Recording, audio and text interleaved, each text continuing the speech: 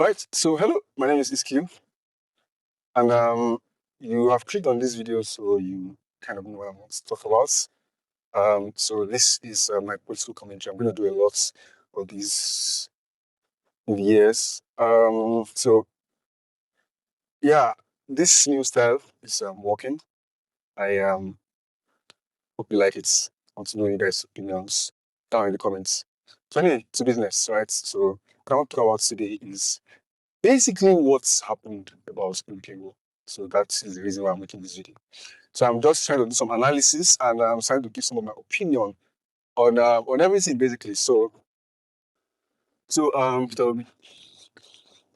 give you a little background, right? Well, for those of you, I wanted to say for those of you that don't know him, but I think everyone pretty much knows him. He contested for governorship of Anambra State, and I think that was in 2003. And he initially lost, mostly, but then he contested the results because for 3 years, wow, what a warrior, right? So he contested the results of 3 years, and he won the battle in courts, and he became the governor of Anambra State, and served 2 terms, 2006 to 2014. And his term in Anambra State was not so bad. Some good things about it, and most importantly, there weren't so many integrity question marks as most other politicians in Nigeria, right? So he used that and then he attained the tickets with Atiku 2019 election, for which he lost, of course, but then he gained prominence in 2023 election, right around 2022. Giving some simple yet great messages that resonated with the middle class and the Nigerian youth. So there was a lot of great movements behind him. The Obidient movement, right? Yeah. So that's basically his background, right? What my perspective on him, right? It's for you to understand my perspective of him, I would like to take everyone to 2015. But 2015 was a turning point in my life. That was the beginning of me realizing a lot of things. Also, well, that was 2015 election was one of the most active times in my life. When I was just a kid. Just a kid. I was 11, but I was 10 when the whole campaign started. And then in Nigeria, it just felt like change was in the air. I don't know. All of people that were active then, it just felt like the messages that were being pushed. Well, let's remember I was a kid, right? I didn't exactly know the background of all those people, but I just knew that we are supposed to. If you watch my last video, you'll understand what I'm saying, right? Democracy is all about winning the hearts and mind. Right? So you can just create a sweeping movement, then you can be more easily put into power. You don't really have to back it up at the end of the day. So anyway, that time, it just felt like if you're a good person, you want good things to happen, you have to support you have to support the APC against the establishment. They just basically said this is white and black, this is good and bad. We're about to save this country. We had a savior in Buhari. And then I remember I was just so pumped. I was so in love with the man, or I was in love with the APC party. Anyway. But like it just felt like something great was on the horizon. And I remember during the election, we would I keep repeating this when a kid. We would tune in to channels, television, watch live, TVC2, tune in, watch live the counting of the votes, state to state, we do our calculations in our head. I can never forget when Buhari won. That was practically the most one of the happiest days of my life till date. So like it just felt like something was great was happening. I was following the news every day. But then the results showed a few years later. And that gave me a lot of perspective. And I just stopped trusting anybody in the politics sphere. Anybody in the politics sphere, I stopped trusting. That was when I started realizing, you know what? All these people might not be the same. So anyway, that perspective translated into the 2023 election. So when that movement was going and going, I just saw a lot of similarities and parallels to what happened in 2015. I looked at the man himself and I saw a lot of similarities and parallels to the message he was getting, and the style of it all, right? I'm anti-establishment. Oh, there's corruption. I need to wipe it out. Oh, I know what to do. I have the answers. Oh, these people don't care about you. I care about you. Oh, check my record. I've always been fighting against corruption. Paris war against indiscipline, right? When he was head of state, and then you have he saying this Peter Obi saying, yeah, fighting the corrupt establishment. So I was a lot more skeptical than every other person. So I think at least spot. Not like I was spotting the establishment anyway, but yeah, I just felt I wasn't interested in what was going on because just saw everybody from the same basket. So a lot of parallels, right, between his movement and the movement 2015. They basically antagonized the establishment, and I wasn't going to fall for it again. So anyway, Obi lost the election, right? And I didn't exactly feel so bad for him, but I felt bad for him in the entire movement because, people actually, the motivation behind them supporting is a very, very legitimate one. But at the same time, it just felt like people are falling into the same patterns. Okay. So anyway, he lost. Went with the party, on the new party. That coalition that was formed was, I don't know, I really don't understand how Nigerians felt for it. I don't, I don't know. Because that brings me to another parallel between the obedience movement and APC movement. Because a lot of those APC politicians were marginalized politicians, put it lightly.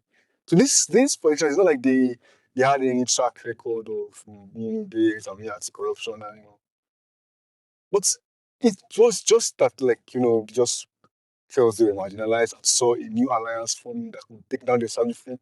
They just basically wanted a larger portion of the national cake.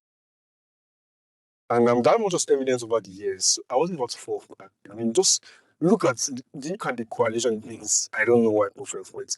So if I fooled me honestly, and we could see this crash coming. I mean, didn't exactly expect that to run as vice or Obi did issue. I don't know.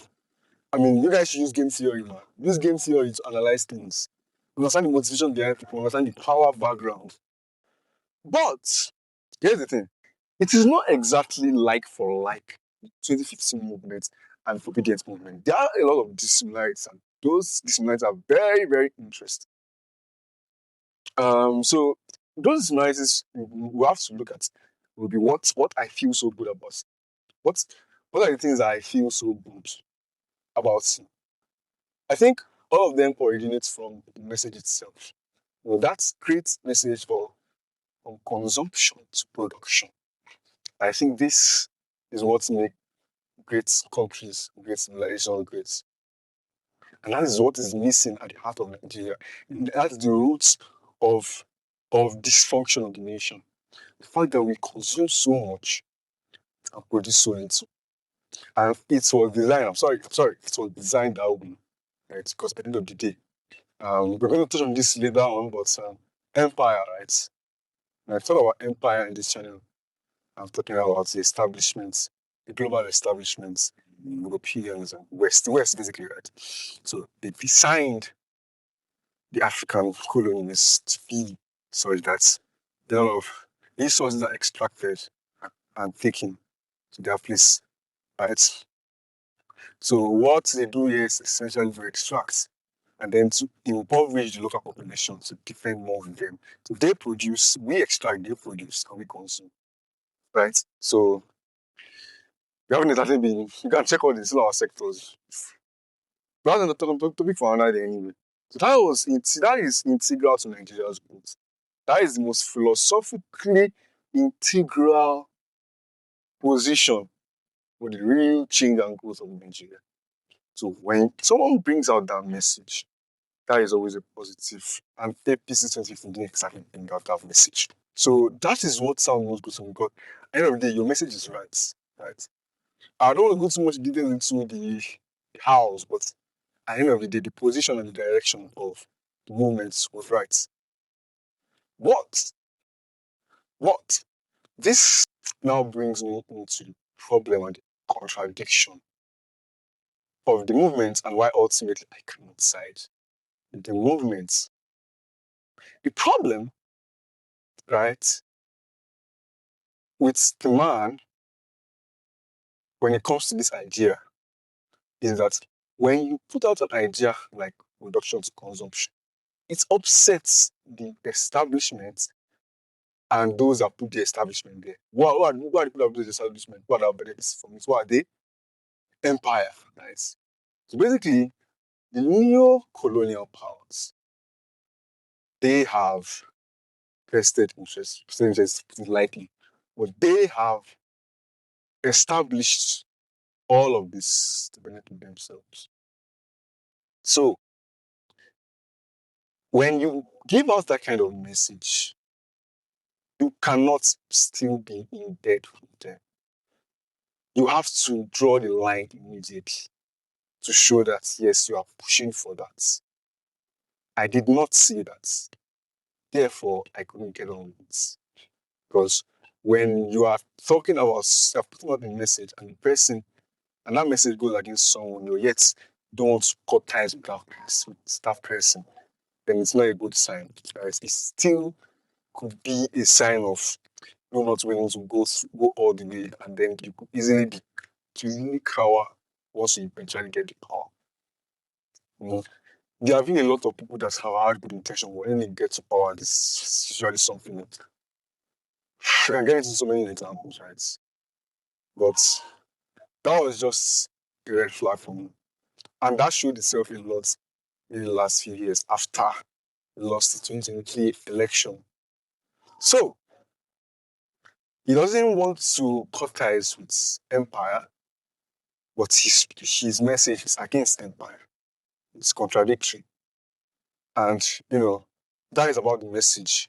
But even that, we also have to look at how he has conducted himself. And I think he might be a great man, but at the end of the day, he does lack in some qualities, right? I think, right, he has made some mistakes.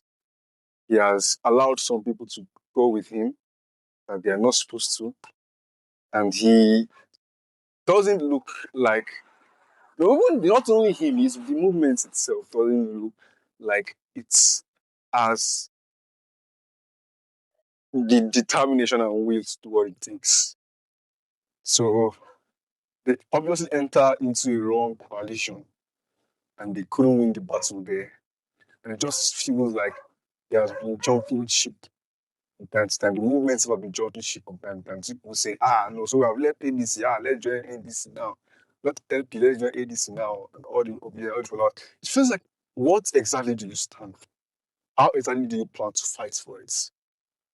And I'm sorry if we are seeing this country, we have to stand. We have to be able to fight for it. We have to put a lot more sacrifice. I haven't seen that. So this now brings me to the primary motivation for making this video. Yes, I'm saying this thing, but it's just about something deeply annoying. The reactions from what happened a week ago is disturbing. Now we have the reaction from the movement itself. And everyone is just like, oh yeah, women has been betrayed by those people that formed the ADC party, they've pushed out our savior, they've pushed out Obi, right? But then you ask yourself, at what time will you put the movement and the man on accounts? At what time do you take accountability for the direction that have been chosen? I mean, one doesn't have to be a political mastermind to predict what's happened, right? One didn't have to be a political mastermind to predict what's happened eventually. So, um, we need to ask ourselves: are we ready to make sacrifices? If this is indeed the movement that causes change, we're ready to make sacrifices, and I don't see Nigerians being ready to make sacrifices. I just don't. That's what disturbs me about the movement itself. Not willing to take accountability. But what disturbs me even more are those from the other side talking about, there's something I hate a lot. And if you watch my previous video, you see I talked about democracy creating a class of people that are just purely electoral. This is wrong, fundamentally wrong. In the sense that you judge a person, a so-called politician, based on how he can play the game of politics rather than his competence and integrity. So I mean, you hear people saying, Sabi how to play politics. Like, seriously, that is your criticism. Sabi how to play politics. But you guys will praise the establishment and all those people that are up there that they know how to play the game. This is a game, oh. It's a game, oh. Seriously. This is a game, oh. It's like saying a Premier League they play. These are your lives. Your lives. I'm sorry, if that's your criticism, that's your only criticism, then you really need to ask yourself some deep philosophical questions. Look into your soul and ask yourself, what is it all for? I'm sorry, what is it all for? So, we're just saying, no, you have to get. I heard someone saying, if you don't know, if you don't have the money to pay people to vote for you, then you need to be able to get them to vote for you in another way. And I'm like, seriously? And then all the bureaucracies that came with it, and that's the second reason why it left. It's just something fundamentally wrong. And then you have people, and then you,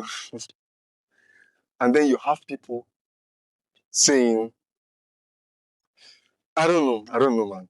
It just doesn't sit right with me. Anyway, let me know your opinions down in the comments. And at the end of the day, we hope I'll pray for a better Nigeria. But that starts with me. Prayer is not enough. Sorry, prayer is not enough. So I'm supposed to get life perspective on things and discuss these things, discuss this various perspectives, and see whether aggregates of our perspectives will bring about change. But that's it for me today. See you next time.